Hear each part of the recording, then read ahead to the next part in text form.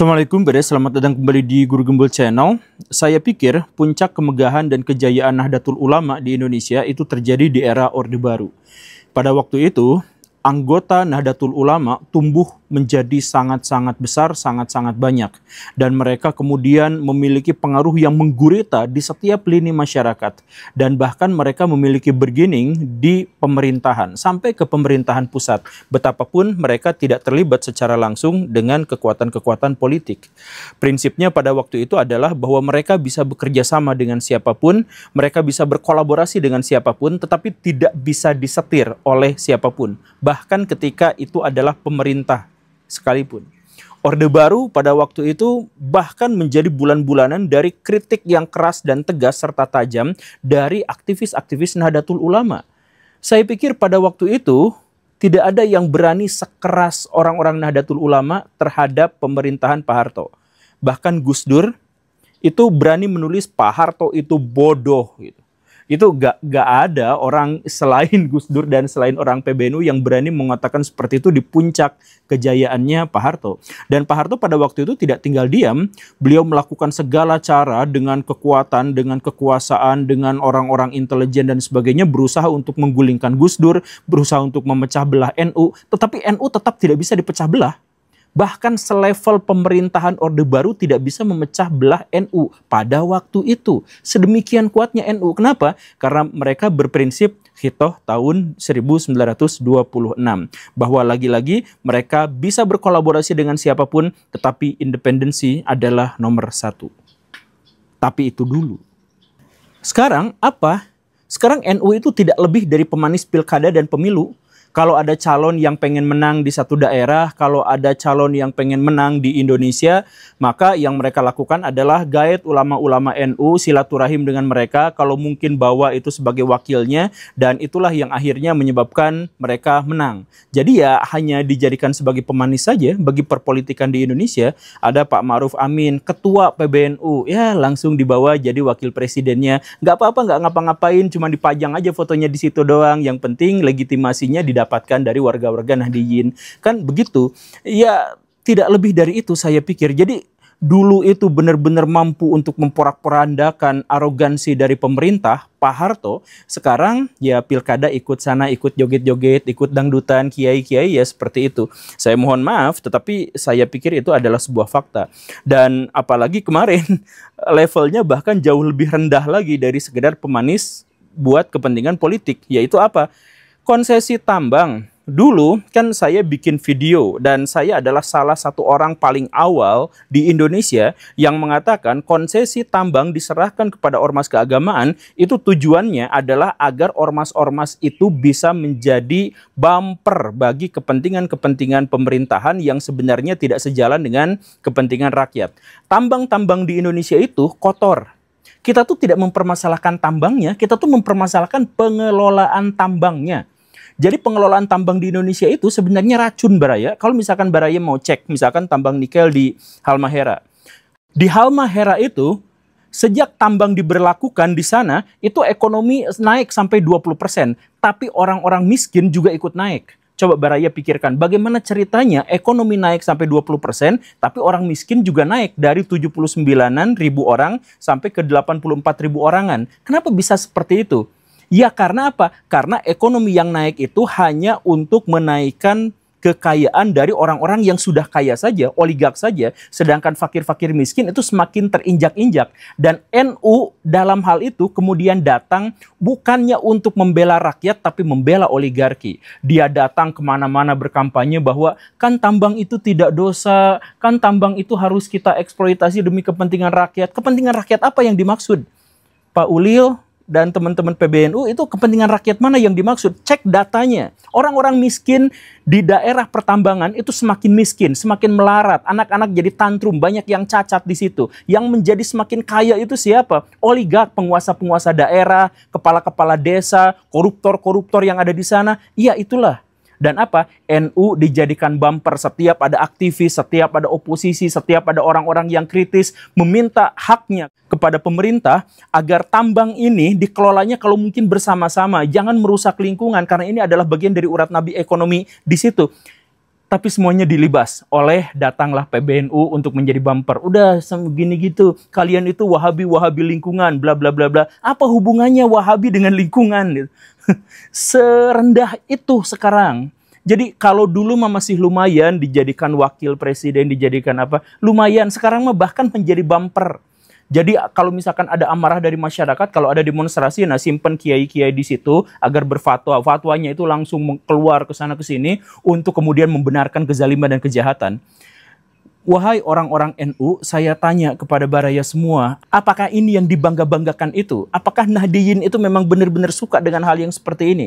Saya pikir juga enggak. Saya kenal sama banyak sekali orang-orang Nahdliyin dan saya pikir ya mereka juga sebenarnya tahu masalahnya, mereka juga kritis ya, cuman karena petinggi-petingginya itu mungkin sudah dapat konsesi tambang yang luar biasa itu, ya nggak apa-apalah menyengsarakan rakyat di daerah tertentu, ya nggak apa-apalah bikin kerusakan lingkungan di wilayah tertentu, yang penting kan saya kebagian, dan alhamdulillah sejak saat itu maka setelah saya kaya raya saya bisa mengeluarkan fatwa bahwa pertambangan itu adalah boleh-boleh saja dan yang menentang itu adalah Wahabi. Mungkin nggak sih seperti itu?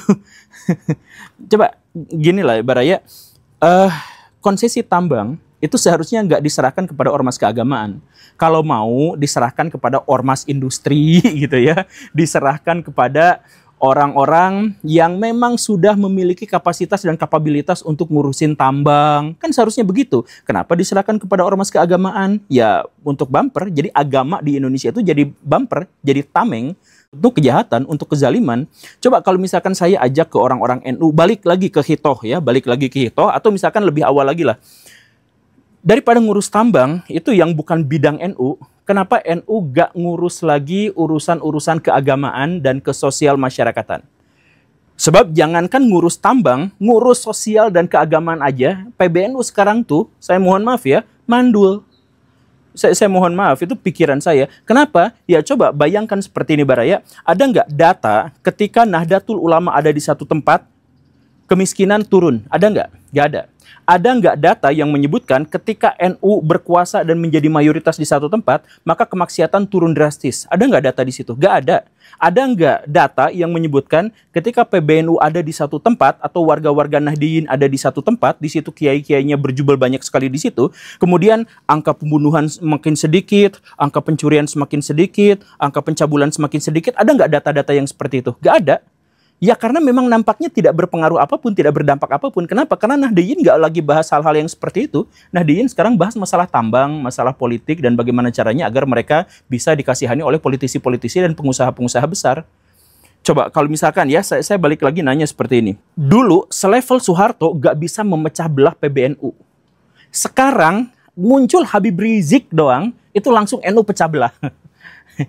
Dulu NU itu tidak bisa disusupi. Bahkan ketika berhadapan dengan PKI, dia tidak bisa disusupi. Dia hajar semuanya PKI. Sekarang datang Hasbara, datang orang-orang Zionis, itu orang-orang PBNU dijadikan agen oleh Israel, itu mereka fine-fine aja. Itu di situ bodohnya kuadrat Baraya, saya mohon maaf ya. Satu, dia dijadikan antek untuk kepentingan Zionis, itu aja sudah bodoh banget. Yang lebih bodohnya lagi apa? Mereka foto-foto dan kemudian dipublish, ditunjukkan ke ruang publik gitu. Jadi udah menjadi antek Zionis, jadi antek teroris, kemudian mereka justru malah foto-foto dan dipublikasikan. Kan serendah itu level berpikirnya itu gitu. Kok ya iyalah dipecah belah pasti bisa, disusupi sekarang pasti bisa ya, karena di sana sudah tidak ada lagi izah. Saya pikir, saya mohon maaf ya, sudah tidak ada lagi izah. Dan sebaliknya, jangankan kemuliaan, jangankan kebanggaan, sekarang saya balik tanya kepada Baraya, sesuatu yang berhubungan dengan keburukan oknum-oknum beragama, maka hampir pasti itu berafiliasi dengan NU. Benar atau tidak? Saya sebut satu-satu.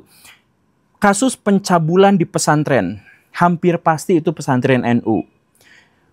Kasus kekerasan dalam pesantren, itu hampir pasti pesantren NU. Kemudian yang suka geruduk-geruduk pengajian orang, itu bukan orang Wahabi, bukan orang Syiah, bukan orang Ahmadiyah, tapi pasti orang-orang NU. Yang suka geruduk-geruduk pengajian orang lain itu. Kemudian yang suka menggeruduk umat lain ketika beribadah, itu juga biasanya itu adalah orang-orang NU. Kemudian yang nyembah kiai sampai sujud-sujud kakinya dicium, itu juga pasti orang NU. aktor-aktor dan oknum-oknum habaib yang berlebihan, yang ekstrim, yang bahkan mengganti nama Tuhan menjadi Habib, itu biasanya berlindung di NU. Bahkan sebaliknya, yang suka ngomong sama semut, yang katanya bisa bahasa setan dan lain sebagainya, yang onono, itu juga adalah orang-orang NU. Semuanya itu berhubungan dengan orang NU. Kemudian yang solawatan, pakai konser joget-joget banyak kan, ada lampu-lampu disco dan sebagainya, itu ormas yang mana kalau bukan NU? Kemudian yang yaitu yang tadi yang dipecah belah hanya gara-gara habaib itu siapa? Yang kemudian muktamarnya berantem satu sama lain, rebutan kekuasaan, itu dari siapa? Dari Muhammadiyah? Enggak, dari NU. Kemudian aliran-aliran yang aneh-aneh di Indonesia itu juga biasanya mengaku-ngaku atau berafiliasi dengan NU. Yang kalau misalkan mau bangun masjid itu sampai ngemis-ngemis di pinggir jalan, bahkan ngemis-ngemis di YouTube, itu semuanya siapa? Itu juga biasanya adalah orang-orang NU. Sekarang sesuatu yang baik kita tidak bisa melihat dari NU, tetapi yang buruk-buruk kelihatan di mana-mana. Ah, ini kan cara pandang guru gembul aja melihat dari sesuatu yang negatif. Ya, kalau misalkan bisa dilihat dari sesuatu yang negatif, berarti sesuatu yang negatif itu kan ada. Dan itu terlihat. Nah, jadi ayo introspeksi. Saya tuh, sekali lagi ya, saya bukan orang NU, garis bawahi. Tetapi saya tuh adalah orang yang kagum sama tokoh-tokoh NU. Di zaman dulu, di zaman Pak Harto, saya itu adalah seorang penggila Gus Dur dengan berbagai pemikiran dan karomahnya. Saya tuh suka. Tapi karena saya suka pada tokoh-tokoh NU, akhirnya saya kecewa berat ketika melihat NU zaman sekarang, generasi sekarang, ketika mendapatkan tantangan semacam ini, jawaban mereka nggak akan jauh dari kalimat-kalimat yang sangat-sangat template. Yaitu, kamu emang ngajinya di mana? Belajar dulu sana. Kamu ikut ulama bersanad nggak? Belajar dulu sana. Nggak akan jauh dari itu kalau orang-orang NU berdebat. Iya kan? Ya sejauh itulah kemampuan mereka dalam membela diri gitu. Tunjukkan dalam wujud, dalam aplikasi, bukan dalam kata-kata. Bisa nggak seperti itu? Oke, Baraya, semoga perkataan saya, uraian saya tidak dianggap sebagai bagian dari kebencian. Tetapi anggaplah ini adalah kritik yang tujuannya adalah untuk mengkonstruksi kembali gagasan-gagasan, perilaku-perilaku, tindakan-tindakan, dan kekuatan NU. Terima kasih karena sudah menyimak. Saya Guru Gembul. Assalamualaikum warahmatullahi wabarakatuh.